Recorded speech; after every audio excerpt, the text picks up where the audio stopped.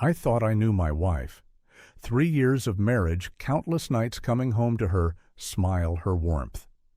That Tuesday night in October, I was driving back from the office at 11 p.m., exhausted from fixing a critical bug in our software system. The streets were empty, the neighborhood quiet. I could see our porch light on from 2 blocks away, and something in my chest loosened.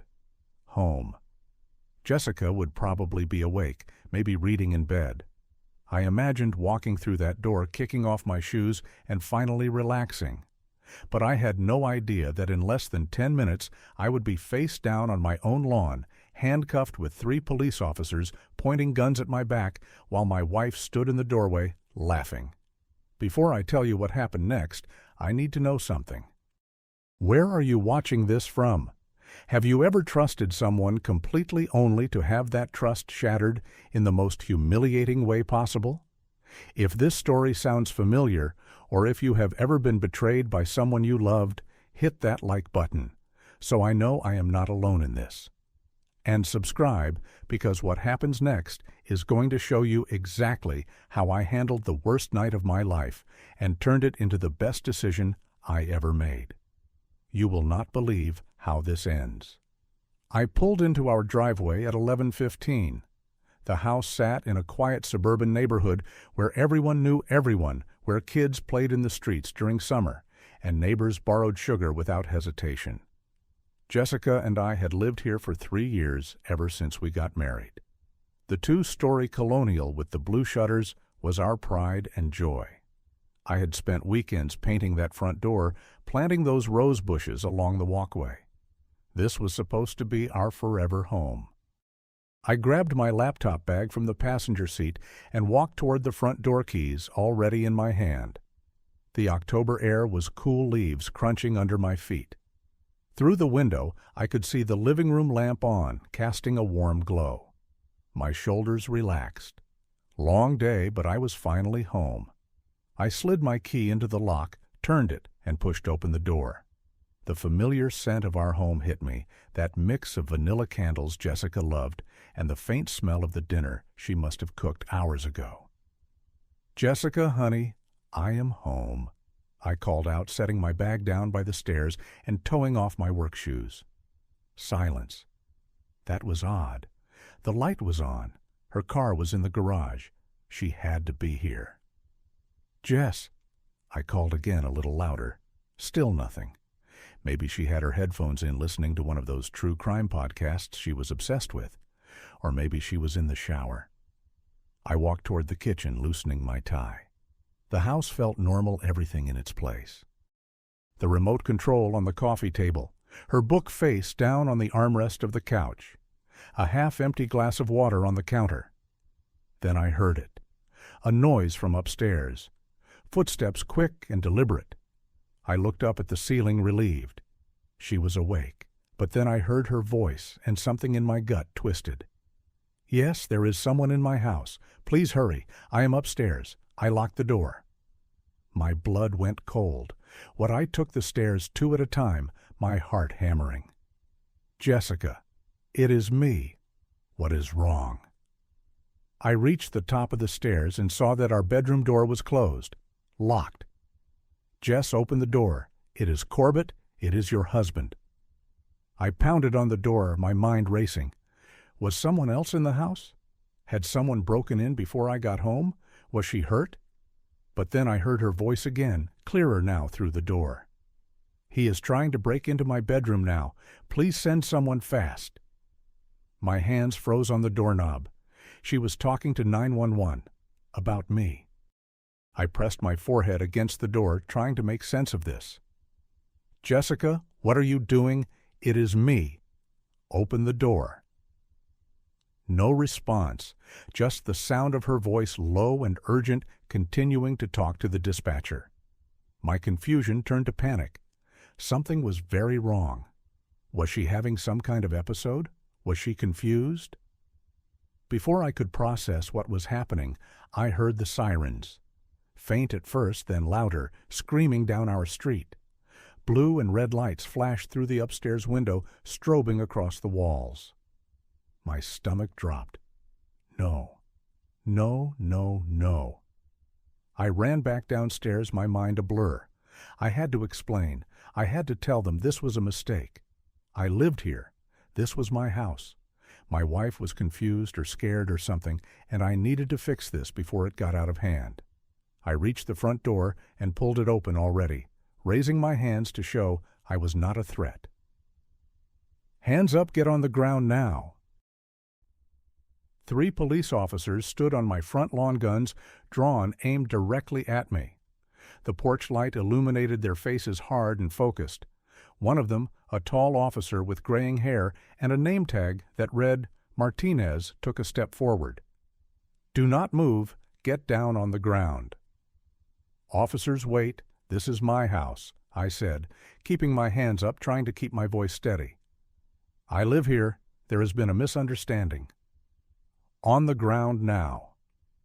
I had no choice. I dropped to my knees, then onto my stomach, the cold, wet grass soaking through my dress shirt. One officer rushed forward, grabbed my arms, and yanked them behind my back.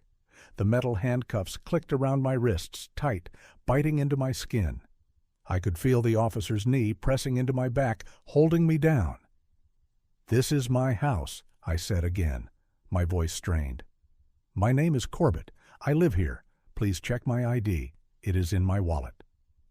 "Stay down and do not move," Martinez barked. He gestured to the other officers. "Check the house."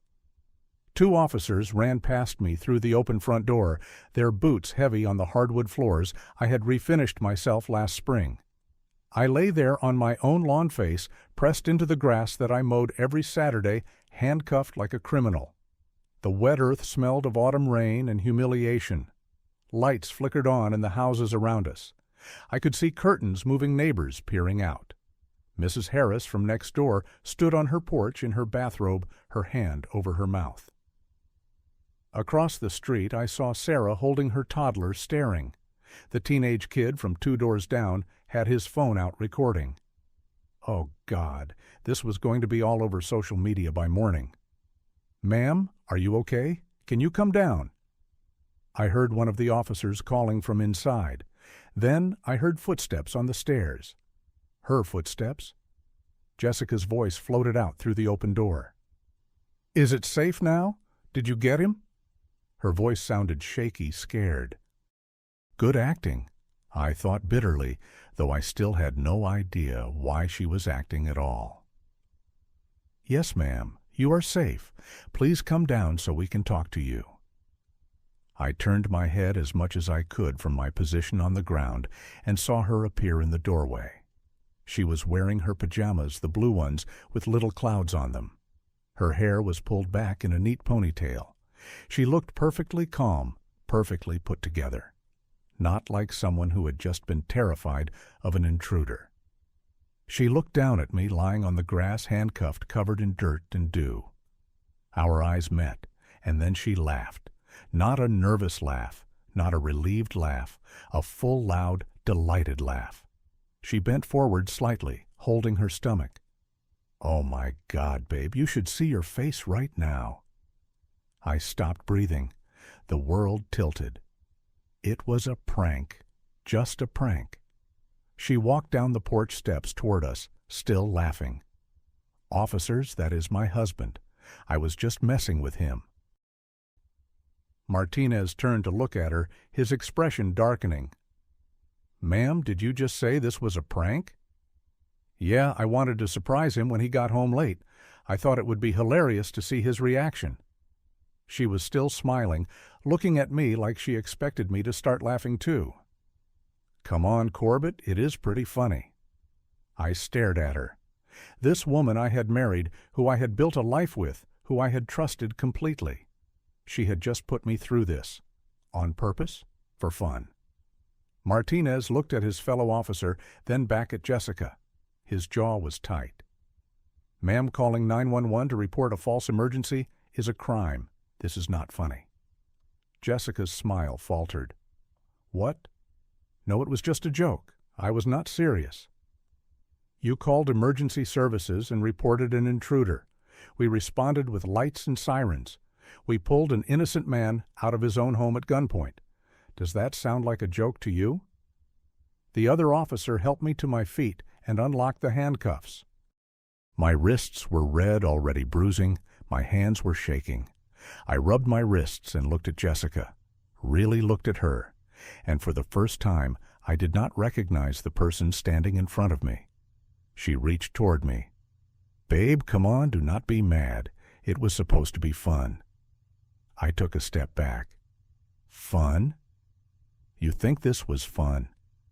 "I mean, yeah, a little. You're always so serious. I thought you could use a laugh." Martinez stepped between us. "Sir, I need to ask you some questions. And ma'am, you need to understand the seriousness of what you did tonight." Jessica rolled her eyes. "Oh, come on. Nothing bad happened." Nothing bad happened. Those words echoed in my head. I had been thrown to the ground, handcuffed, held at gunpoint by 3 police officers. Our neighbors had watched the whole thing, and she was standing there telling me nothing bad happened. "Officers," I said quietly, "what are my options here?" Martinez looked at me with something like sympathy. "Sir, you are free to go, but your wife could be charged with filing a false police report. It is up to you if you want to press charges." Jessica's face went pale. "Wait, what? You are not seriously considering that, are you?" I looked at her. 3 years of marriage. 3 years of little comments, little jokes at my expense. The time she called my boss pretending I was sick when I was not, just to see what would happen. The time she told my mother I had been in a car accident just for laughs. I had brushed it all off, told myself she just had a different sense of humor, that she did not mean any harm. But standing there soaked and humiliated, watching her try to laugh off something that could have ended so much worse, I finally saw the truth. This was not about humor. This was about control, about making me the butt of her joke, about caring more about her entertainment than my safety or dignity. The police left 20 minutes later, but not before Martinez handed Jessica a warning citation and told her she would likely be hearing from the district attorney's office. The neighbors slowly retreated back into their homes, though I could still see curtains twitching. The show was over, but the damage was done. I stood in my living room, still damp from the lawn, still shaking slightly from adrenaline. Jessica closed the front door and turned to me, her expression somewhere between defensive and apologetic. "Okay, so maybe it went a little too far," she said, crossing her arms. "But you have to admit, your reaction was kind of extreme. The cops did not have to handcuff you like that." I just stared at her. She was blaming the police, blaming me, everyone but herself. "Jessica," my voice came out flat, emotionless, "I want you to think very carefully about what just happened. I already said I am sorry it got so intense. You are sorry it got intense, not sorry you did it. Sorry it went too far, but not sorry for the actual act." She shrugged, looking uncomfortable now. "I mean, it was supposed to be a harmless prank. There were 3 guns pointed at me, but they did not shoot you. That is your defense. They did not shoot me." I could feel something breaking inside me. Some final thread of patience or love or whatever had been holding us together. Do you have any idea what could have happened if I had moved wrong, if they had thought I was reaching for something? "Oh, come on, Corbett. You're white and we live in a nice neighborhood. They were never going to shoot you." There it was, that casual dismissal, not just of what happened, but of the danger, the fear, the complete violation of trust. She genuinely did not see the problem. I took a long breath. "I am going to sleep in the guest room. Do not talk to me tonight." "You are really going to be dramatic about this?" I did not answer. I just walked past her up the stairs, past our bedroom, where she had locked herself in to make her little joke more convincing, and into the guest room at the end of the hall. I grabbed a blanket from the closet and lay down on the bed, fully clothed, staring at the ceiling. My mind would not stop racing. I kept replaying the moment, the sirens, the guns, The feeling of the officer's knee on my back, Jessica's laughter, that sound would haunt me.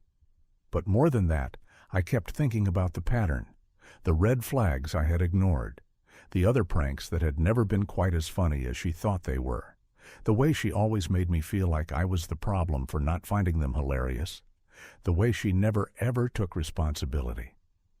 I pulled out my phone and opened the browser.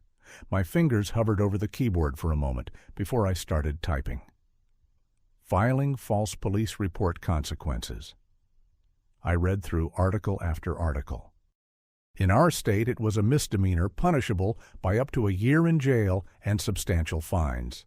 It was a crime, a real crime, not a joke, not a prank, a crime.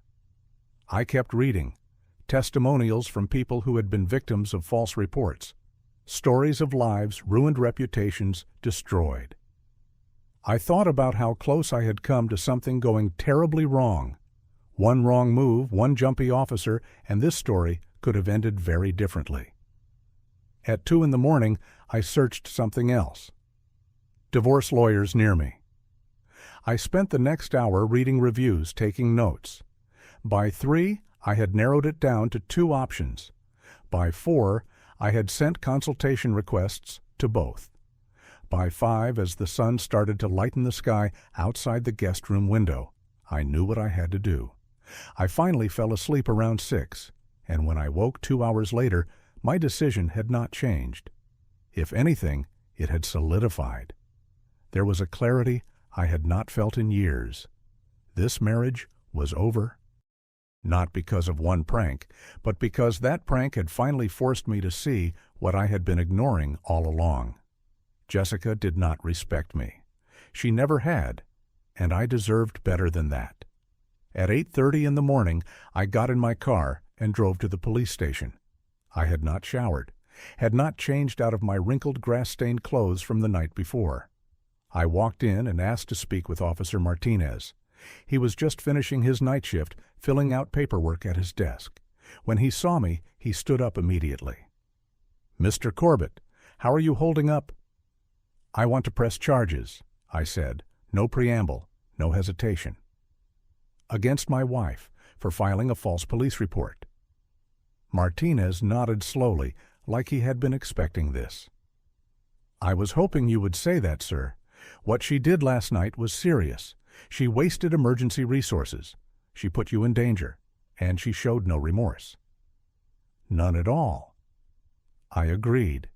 He pulled out a form, and we sat down. I gave my statement, walking through the entire night in detail.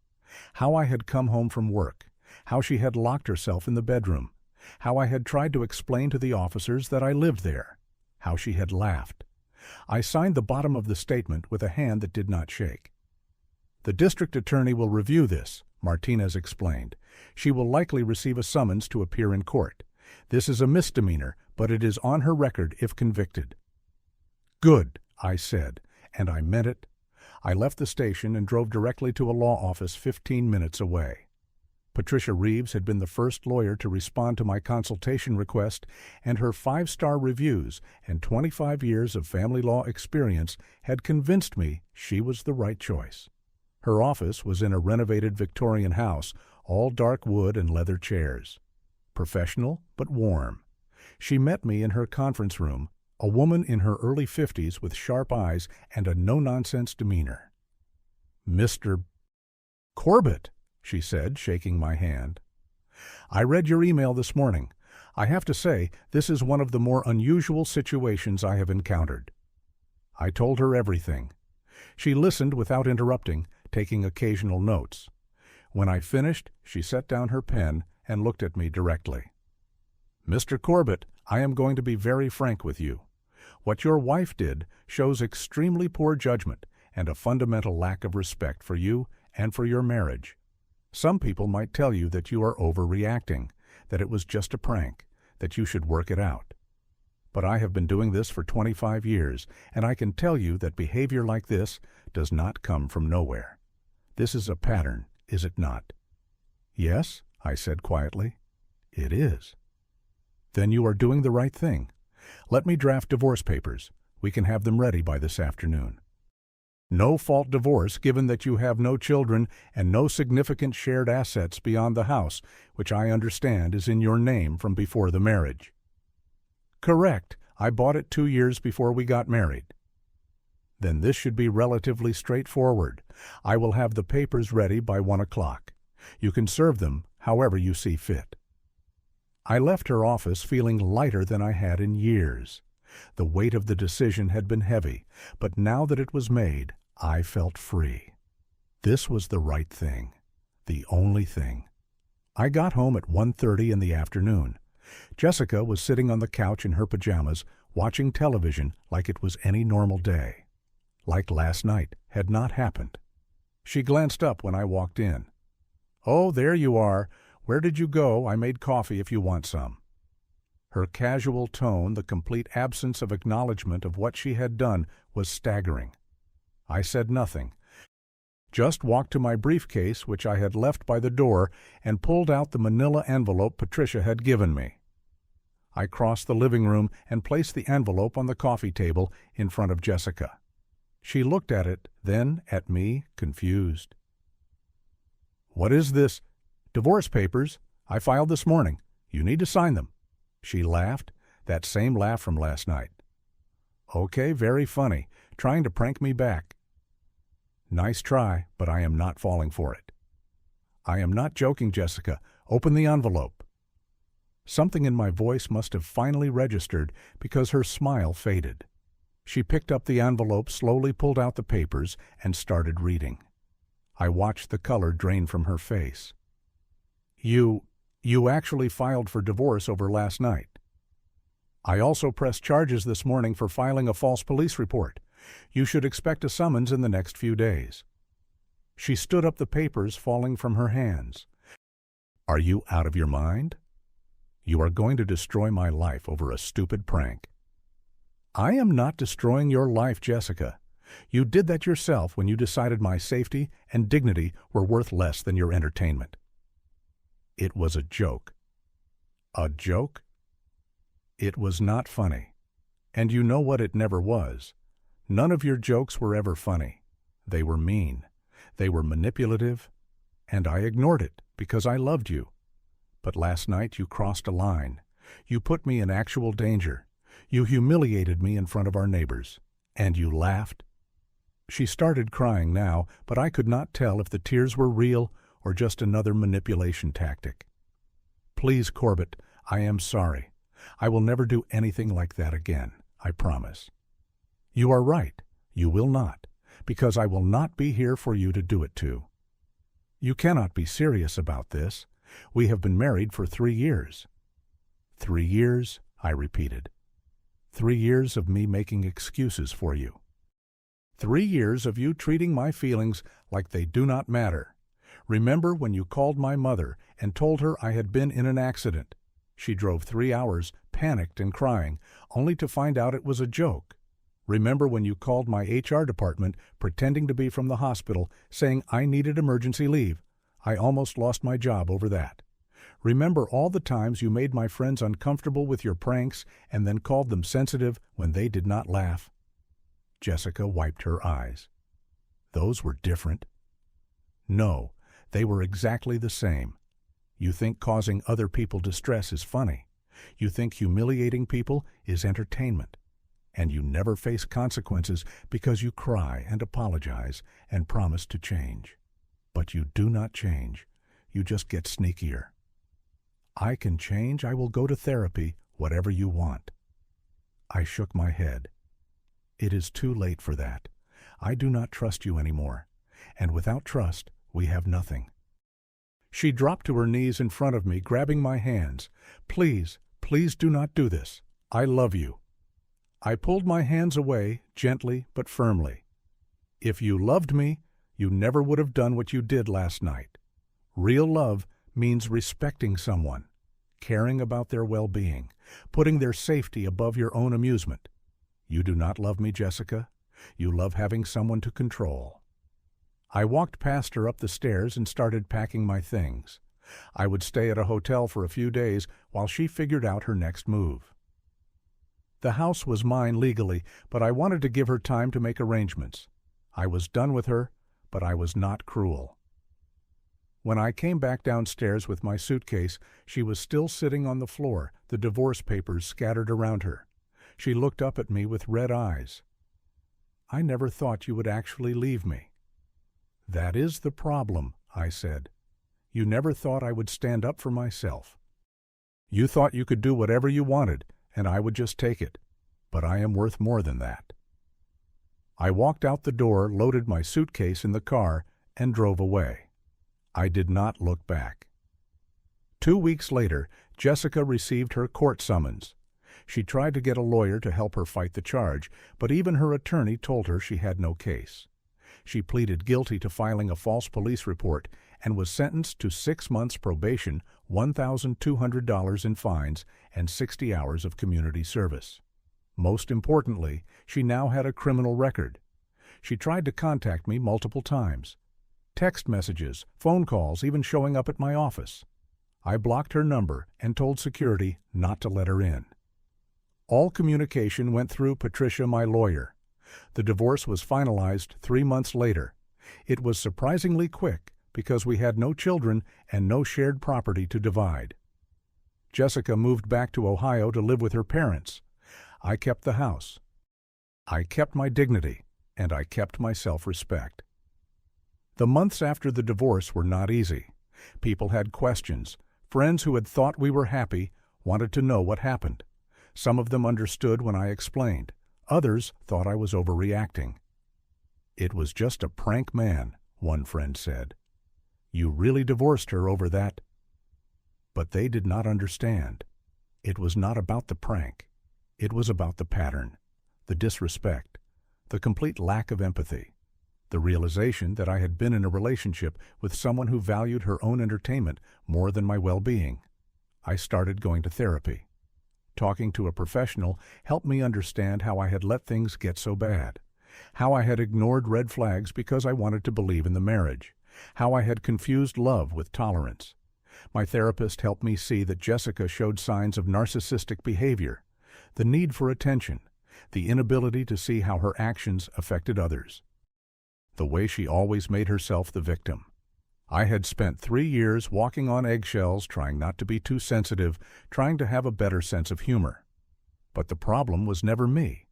The problem was her. I started taking care of myself, going to the gym regularly, reconnecting with friends I had drifted away from during the marriage, picking up my guitar again, something I had loved but stopped doing because Jessica always complained about the noise. 6 months after the divorce, I ran into Mrs. Harris at the grocery store. She was the neighbor who had watched the whole thing unfold that night. I braced myself for awkwardness, but instead she touched my arm gently. "Corbett, I want you to know I am proud of you. What you did took courage. My son should not have recorded that night, and I made him delete the video. But I am glad you stood up for yourself. You deserve better." Her words meant more than she knew. The neighborhood had been witness to my humiliation, but they had also been witness to my strength in the aftermath. A year after that night, I sat on my front porch in the evening watching the sun set over the neighborhood. The same neighborhood where I had been handcuffed on my own lawn. But that memory did not hurt anymore. It had become a turning point, a moment where I finally saw clearly and made the hard choice. I thought about what I had learned, about trust and respect, about how love without respect is not really love at all, about how sometimes the kindest thing you can do for yourself is walk away. Jessica never thought I would leave. She never thought there would be consequences. She thought I would always be there to absorb whatever she threw at me. And maybe if that night had not happened, I would have stayed. I would have convinced myself it was not that bad, that she did not mean it, that I was being too sensitive, but she had pushed too far. And in doing so, she had given me the clarity I needed to save myself. I did not hate her. I honestly did not. I just understood that we were not meant to be together, that some people are not capable of the kind of partnership I needed, and that it was okay to want more, to demand more. People told me I should have given her a second chance. That marriage is about forgiveness. But forgiveness does not mean accepting abuse. It does not mean staying in a situation where you are not valued. True forgiveness, I learned, sometimes means forgiving someone from a distance and wishing them well while you move on with your life. I never remarried. I dated, but I was careful, watchful for red flags. I knew what I would not tolerate anymore. I knew my worth. And sitting there on that porch a year removed from the worst and best night of my life, I felt something I had not felt in years. Peace. Real, deep, honest peace. Not the kind that comes from having everything you want, but the kind that comes from having everything you need. Self-respect, dignity, freedom. The sky turned orange and pink as the sun dipped below the horizon. Somewhere in Ohio, Jessica was living her life. Somewhere out there, other people were probably ignoring red flags in their relationships, convincing themselves things were not that bad. But I was here in my home at peace with my choices. Because sometimes the best thing you can do for yourself is simply walk away. And sometimes a prank is not just a prank. Sometimes it is a wake-up call, a moment of clarity, a gift, even if it does not feel like one at the time. I took a deep breath of the cool evening air and smiled. Not because I was happy about what happened, but because I was happy about what I had become because of it. Stronger, wiser, free, and that I realized was worth everything. So let me ask you this. Have you ever been in a situation where someone crossed a line and you had to make a hard choice? Have you ever walked away from something everyone told you to fight for? Drop a comment below and tell me your story. I read every single one, and I want you to know you are not alone. If this story resonated with you, hit that like button and subscribe for more real-life stories about standing up for yourself and choosing your own peace. Share this with someone who needs to hear it, someone who might be ignoring their own red flags. And remember, you are worth more than being someone's punchline. You are worth respect, dignity, and real love. Thank you for listening to my story. I hope it helps you find the courage to make whatever choice you need to make in your own life. Take care of yourselves out there. You deserve it.